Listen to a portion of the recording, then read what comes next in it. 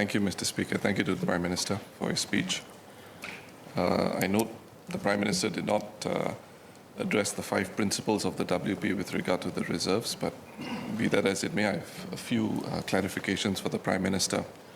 The first point was the repetition of the point I think DPM Lawrence Wong made at last year's budget debate, which was on Mr. Loh Tia Kiang's view on the withdrawal of the reserves arising from actions taken by the government to deal with the global financial crisis. My response to DPM Wong at that time, if I recall, was different times call for different measures. And a good example manifesting that point is the fact that the PAP government is not returning the $40 billion back. So different times, different measures.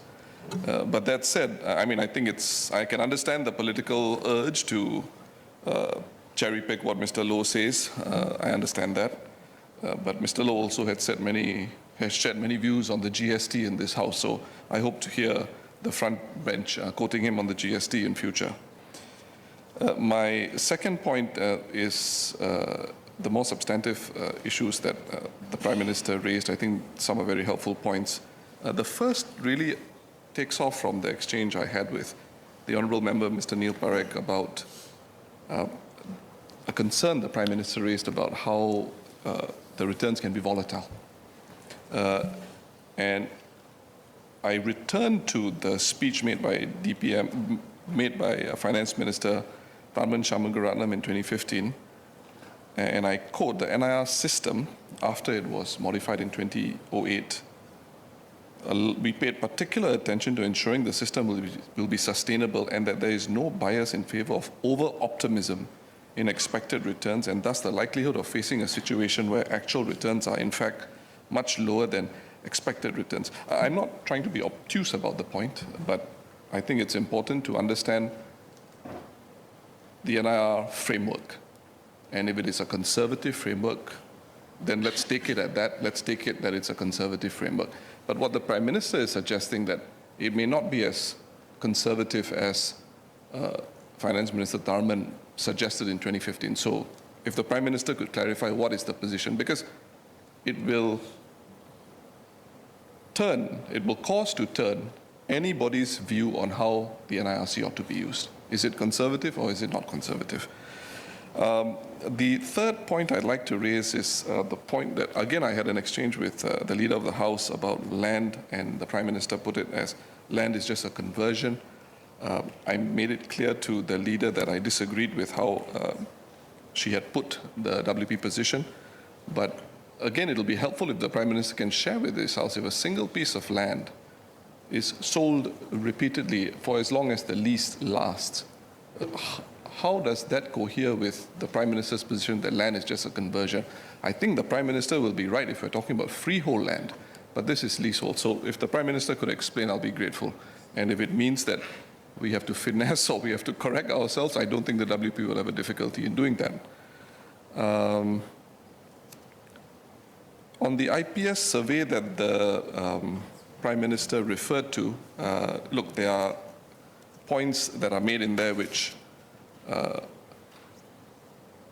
suggest questions or serious questions as to expenditure funding going forward. At the same time, I don't dispute that there are also positions that participants took, be it in the pre-survey or post-survey, which show that they agree with the PAP government on certain issues. I don't dispute that. Prime Minister.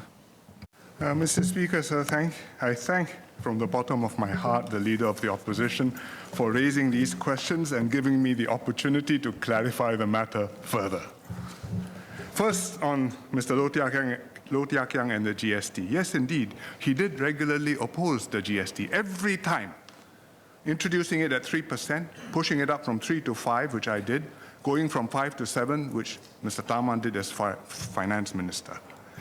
And we reminded the WP of this, only to be told by your ex-MP, Mr. Leon Pereira, that now that it has reached 7%, you don't oppose that, but you oppose going to 9. So Hansard is an open book. We can all refer to it readily. and soon we'll be able to do a generative AI search on it, and all these facts will come out, and I'm not hallucinating. Secondly, returns volatile to be reconciled with Taman saying that the estimate is conservative. There's nothing to reconcile. It's true. The estimate is conservative, but it is an estimate. It's an estimate of a random variable, a variable which can be high, which can be low, which can be middling, which nobody knows which is going to be, but to the best of our judgment, this is the estimate of probably the middle point, the median or the mean or some measure, and therefore it gives some idea of the range of outcomes which are possible. And furthermore, it's an estimate for 20-year returns.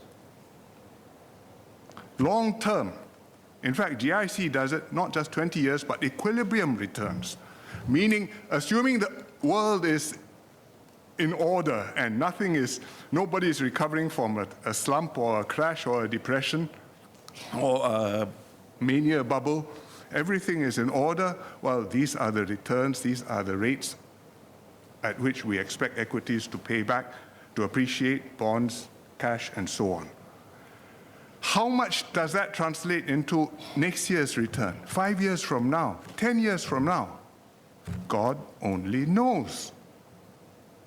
It can be that you have 10 years, 15 years of bad markets. It happened in the 1970s and early 80s.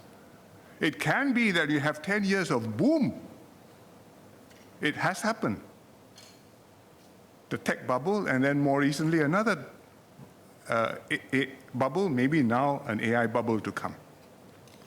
But it is a random variable, and we are trying to estimate what is going to happen, and we are trying to make a prudent judgment.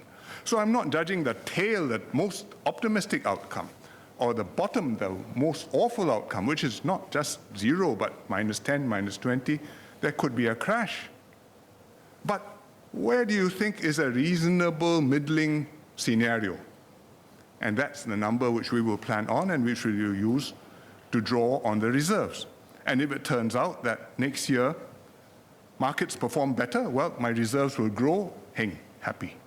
If it turns out that markets perform worse, I've already drawn the money, the reserves will go down, sharper. Can't be helped. I've already made that, spent the money. These are random outcomes. So I hope that that clarifies, and it will help the WP to make your explanations easier for us to understand. Land. Yes, you can sell it over and over again. You can't sell a freehold over and over again. You can sell leasehold over and over again. So if you sell a 30-year leasehold, I can sell the first 30 years now. I can sell another 30 years. I can't sell it. If I sell it now, I'll get very little money. I can sell it at the end of the first 30 years. I can sell another 30 years. At the end of that 30 years, I can sell, yes, another 30 years, and so on forever. So does that mean the leasehold is worth $1 plus $1 plus $1 plus $1 plus $1 forever? No. There's such a thing called an interest rate, a discount rate. And if you add all those payments together and discount them, you get the price of the land for freehold, at least in principle. And so if you sell the freehold land, it's one price. If you sell the 30-year lease, it's another price, it's shorter. But you're only selling that 30 years. And you get, in 30 years' time, you'll have the chance of selling it again and again. And if you add up all those 30-year lease earnings, well, that should get you the freehold value. So if you sell the land once and you want to spend the money now, you're actually saying, I used to own this land, I rent it out, I collect rent every month or every year. Over the next 30 years, I will collect rent every month, I can spend it every month. But now I sell the land, I collect 30 years of lease premium upfront, I spend it today.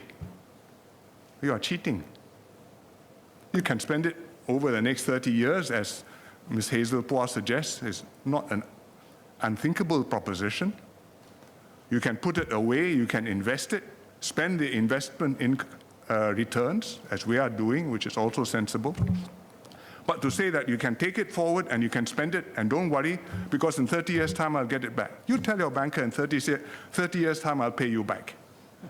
Same dollar. I borrow $1 from you, in 30 years' time I'll give you back the hong pao. I see what he says to you. Mr. Singh? Mr. Speaker, with regard to the land point that the Prime Minister was referring to, I think the issue here is at the end of the 30-year lease, the money has to go back into the reserves once the land is sold. So it's the same piece of land that is sold. Every time it is sold, the land sale receipts go into the reserves. That's the only point I'm seeking confirmation from the Prime Minister. Prime Minister? Yes, of course. Every time I sell the land, I put money into the reserves. But I'm not putting the money into the reserves all today. I'm putting it in a stream of payments 30 years apart. And that means the money which you are paying in 30 years from now, today has to be discounted by whatever interest rate the bank is charging, multiplied by 30 years. It's not worth $1 for $1, maybe 10 cents for $1. And the next one after that, maybe 1 cent for $1. And the series converges.